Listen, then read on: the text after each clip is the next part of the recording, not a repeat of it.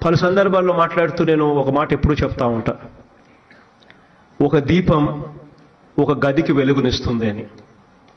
కానీ చదువుల దీపం ఒక కుటుంబాన్ని రూపురేఖల్నే మార్చేస్తుంది అని చెప్పి. This is what I strongly believe. మనం ఏదైనా నెక్స్ట్ జనరేషన్కి ఏదైనా మనం ఇవ్వగలిగే ఆస్తి ఏదైనా ఉంది అని అంటే అది చదువులు.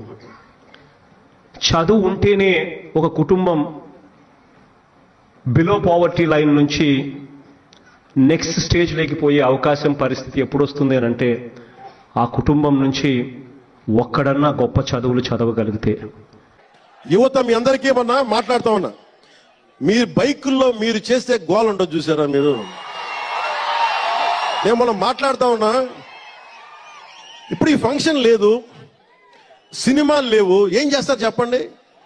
ఉద్యోగాలు ఉపాధి కూడా కానీ టైం పడుద్ది.